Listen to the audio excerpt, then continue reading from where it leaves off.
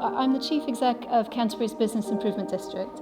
I'll say a little bit about what that is in a minute, but what I really want to talk about is the role of placemakers in this transition to net zero, carbon neutral, or whatever it is that we can try and achieve with our communities and with our businesses. So I work with about 650 businesses in Canterbury City Centre, but I work across the county and I work nationally as well. And I see myself as a placemaker, possibly as several of us in the room. So that's anyone who's involved in projects in urban areas, so in managing town and city centres. And the reason why that is really important is because just one stat to throw at you, the UK Green Building Council did a report that said that the built environment contributes to 40% of the UK's total carbon footprint, which is larger than some sectors, in fact larger than many sectors. And so a lot of this is to do with the role of asphalt and the fact that we've got lots of, we're in a built environment. And so the extreme weather events that we might experience, heat and flash floods, we've got that double whammy of not only exposure to the effects of climate change, but also massively contributing to it. So there's a big job to do here. And I just want to talk a bit about why we as placemakers need to be here today at sessions like this. There's a lot of learning to do. Carbon literacy is so important. And despite the fact that I'm involved with a lot of groups, and I'll take you through what those are and how they work, I still have a long way to go on the carbon literacy journey. The fact that I think I got 1.5 answers right is a case in point. And also, I sit on the council's climate change partnership board, and Nicholas Thurston, who's going to speak after me, has done a fantastic job in training us and in helping us understand the pathways that we need to go on. But I need to internalize that. I need to help my business community understand that. I do a number of sessions with Rob and James separately from Locase, and Steve Baggs as well is involved in a number of different groups. And so we've been talking about this for a while, but we need to internalize it as placemakers and make it real for our business community and help them on this journey. And so that's why I'm here. So as a business improvement district, is a concept that originated in Canada and the United States in the 70s, with the creation of suburbia, and businesses got together and thought, look, how are we going to help people come back into towns and city centres? We can't do that through a membership organisation, we need a structure for that. So bids came to the UK by legislation in 2003, and there are now about 320 around the UK and Ireland. There are 3 in Kent, so we were the first in 2014, and there's now Maidstone and Tunbridge Wells as well. And we represent the businesses in our community, and business improvement districts are primarily looking and concerned at towns and city centres. There are a few industrial estate bids and tourism bids, but primarily towns and city centres.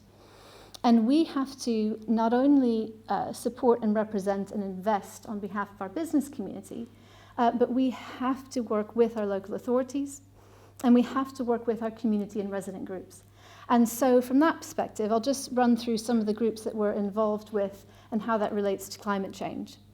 So locally, we are involved with the Canterbury Climate Action Partnership, which is a community-based group. We're holding a Climate Action Week at the end of October on the eve of COP26. There are a number of events happening. There's going to be a business engagement day. The main aim of that week is to increase public awareness, but also engagement. And for us, it's going to be about reaching out to our businesses and continuing that journey of business support in the transition to net zero.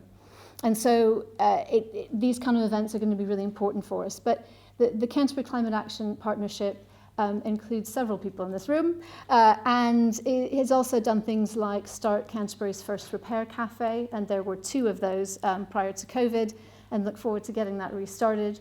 We're working on plastic-free accreditation for Canterbury, and there are a number of other projects. And it's really important for us, representing a business community, to be engaged in projects like that with our local community. And then, as I said, there's also the council's, Canterbury City Council's Climate Change Partnership Board. And I'm not going to steal Nick's thunder on that, but it's really been important for us to understand the different pathways And I know it's all about solar, wind and hydrogen, but everything else is important too. And the two speakers before me have talked about that and all the other things we've got to get involved with. And one of those for us for a long time has been trade waste.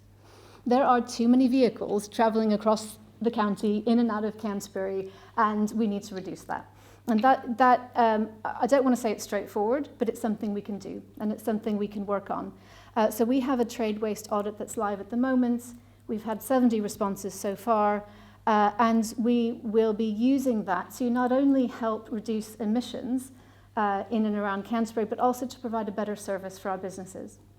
One of the early learnings that's come out of that, it's still a live survey, is some of the frustration from those businesses that have changed their supply chain. So cafes are a good example. And they have now, they have recyclable cups, even lids, that decompose better. But when a customer buys them, they have nowhere to put them. And I take the point that maybe no bins is probably an interesting way to go, but we are, and this conversation is only a few days old, sorry James, because I'm going to point the finger to you to try and help us with this, but we're looking at funding to get recycling bins into the city. We've got to try something, and I know it's probably going to be a staged journey, but that's just an example of what's coming out of the trade waste audit, and then eventually, looking into 2022, we'll look at that overall picture of trade waste and how we can do that better. So the other area I work on is I'm chair of the Association of Town and City Management, which is an organisation that represents placemakers across the UK and Ireland. We are holding a session, several sessions, as fringe events around COP. And the main one is taking place in the first week of October called Divided We Fall. And that's just trying to illustrate the point that we're all in this together. We have to work with policymakers, our local authorities, as I've said, our communities, our business communities. And we have to let policymakers know what we need, what kind of funding we think we need.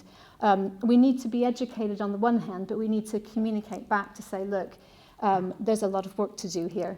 And there are some people, I'll take Locase as an example. It's been very successful in Canterbury City Centre.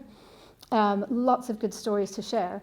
But we've had, since March 2020, 33 new businesses open in Canterbury. Given COVID, we're really excited about that. But there are so many people who don't know about Locase. They don't know that if they're opening a restaurant and need a new kitchen, or if they need to get new laptops for their staff, they still don't know that. So that there's a lot of work to do there. So we're holding a series of events in the autumn. We've done a few already to try and communicate that message that we need to let people know what opportunities are out there. And that takes a personal invitation. It takes action. That's why business groups, business improvement districts are so important, because we know our businesses so well. And we need to make sure that we put them in front of someone who has had a Locase grant. Because if you hear something from a friend, from someone you know and respect, you're more likely to take that leap. And so there's just a big job to do in terms of engagement and support there. So through the Association of Town and City Management, we have this event coming up in the first week of October. We're working with the International Downtown Association and the Prime Minister's Office, who's done a lot of work through COVID with business improvement districts across the country. So this has given us a good opportunity to influence policymakers. So that's coming up in October. In terms of us as a business improvement district, though, we have really just started on this journey. We're working on the KCC accreditation, so the steps towards environmental sustainability, just to help us get our own house in order. We're doing the work on trade waste, as I said. There's some training that BEIS has put out on carbon literacy training, and I think the council, Canterbury City Council, has recently done that. We need to roll that out for our staff and for our business community. And I've talked about the Climate Change Partnership Board. And in addition to the trade waste work we're doing, Nicholas thought it would be a good idea for me to help look after the waste work stream, which makes sense. And we look forward to getting stuck in with that. With KCC, there's Locase, there's the e-cargo bikes, and the electric vans. Again, not everyone knows about that. There's still more work to do there to sort of spread the word. And then there's the Community Renewal Fund, which I don't think we've heard about yet, and what kind of support might be coming down the line with that. We've also been looking at first last mile delivery options, and much of that actually came out of a direct business need because of COVID, even though, of course, that work predates COVID. But some of those projects are becoming more real. We talk about them in theory, but they're becoming more real for us, which is really encouraging. So that was shortened, but I think just a whistle-stop tour of how I see the role of a business improvement district, placemakers more broadly, and how many opportunities there are out there for us to get stuck in. So thank you.